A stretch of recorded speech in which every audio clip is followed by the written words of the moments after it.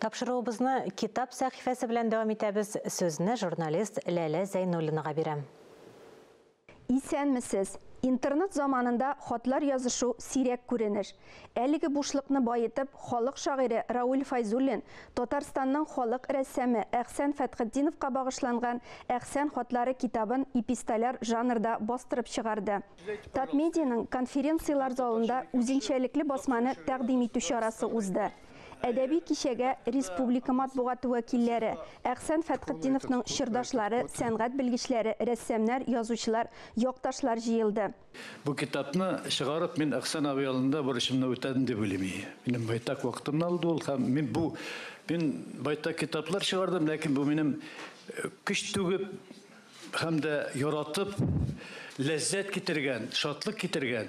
Менә байтак көннәр буе миндә астына ятып актарып карыйм. Мин туйып та беткән шикелле булам, ләкин барбер туйдырмый. Китапта Татарстанның халык рәссамы Әхсән Фәтхетдиновның Рауль Файзуллинга язган хатлары тупланган.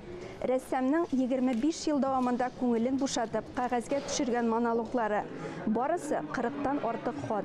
Язмаларда үткән гасырның рухи яшәеше, әдәбият сәнгать дөньясы, шәхесләр турында бәян ителә. Хатлардан хатларга күчә барган сайын рәссамның оста каләм иясе, философ, публицист икәнлегенә инана барасы. Ул миңа гомер буе хатлар язып килде.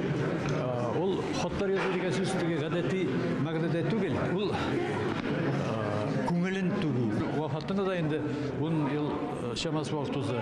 Ләкин ул шушы үз гомерендә бик күп татар халкы өчен аның сәнгатен күтәрү буенча бик зур хезмәт калдырган кеше. Китапны чыгаруда катнашкан Зиннур Мансуров фикеренчә, басманың үзенчәлеге ике зур талантның очрашуы.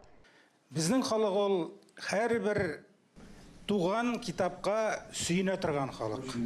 Әхсән хатлары уникаль китап. Әле кул язма хәлендә үк мин бу хезмәт белән инде күптәннән таныш. Бу китапта татар халкының ике зур таланты. Татарстан китап нәшрияты директоры Илдар Сәгъдәтшин 1000 дәнә белән басылган китапның зур өлеше республика китапханәләренә таратыласын әйтте. Әлеге китап мәктәп укучылары өчен дә зур ярдәмлек. Бүгенге кичә әлбәттә ул бик матур. Әхсән Фәтхетдиновның иҗатына багышланган, аның хатлары буенча эшләнгән шушы китап. Ул безнең мәктәпләребездә, безнең балаларыбызның өстәл китабына әверелергә тиеш. Бөтен дөнья татар конгрессы киңәшчесе Ринат Закиров Әхсән Фәтхетдиновның эшләре күп илдә югары бәя алганын искәртте. Әмма кеше өчен туган ягы, якташларының сине зурлавы, бәяләве иң кадерлесе. Бүгенге очрашу үзенә бер башка төрле формат, үзенә бер ниндидер җылы. Моның инде сәбәпчесе әлбәттә безнең якташыбыз, хөрмәтле якташыбыз Татарстанның халык шагыйре Рауль Файзуллин. Мин якташлар җәмгыяте рәисе буларак бик куанып, шатланып утырам. Монда бик күп хезмәт салынган, монда күпме йокысыз төннәр булгандыр, күпме бу бик нечкә һәм бик зур хезмәт. Презентацияга килгән тамашачылар хозурына Татмедиа файсында Әхсән Фәтхетдиновның сәнгать әсәрләреннән торган күргәзмә тәкъдим ителде. Рәссам остаханәсендә шүрәлеләр, урман һәм абзар ияләрен ясаган, алар белән сөйләшкән, җырлап та куя торган булган. Аның күңеле шул кадәр бай була, кемгәдер түгеләсе килгән күрәсең. Татарстан рәссамнар берлеге рәисе Медәрис Минхаҗев Түбән Камада Әхсән Фәтхетдинов белән бергә 30 ел иҗат итә. Мин кайчакны башлайм, Әхсән абый, нигә менә шул хәтле кайга отырасың безнең халкым? Нигә алар чырайлары аларның шундый моңсусың дип сораган сорауга ватайды. Әле энем син белеп бирмисең халкымның тирән йөрәк яраларын. Аның менә шушы ариф балары үзгәрүен, безнең элекеге муллаларыбызның, шагыйрьләребезнең төрмәләрдә менә бу 30 елларда әрәм булуларын, ул барсын йөрәге әрнеп сөйлидер.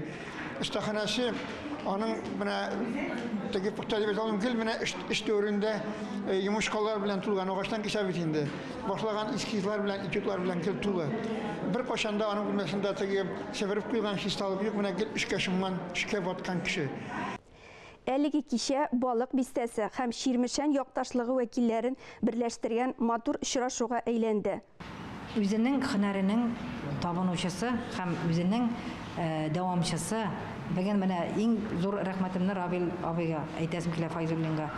Әгәр дә без бүген шушындый рәссамнарны турында язып чыкмасак, алар турында ниндидер истәлекләр калдырмасак, без югалабыз. Рәссам һәм шагыйрь арасындагы иҗади дуслык очраштырган кичә яңа буын өчен матур үрнәк. Рухи байлык дәрәҗәсендәге эпистоляр жанрга караган әлеге басма укучылар күңелендә үз урынын алыр дип бүгенгә саубуллашам.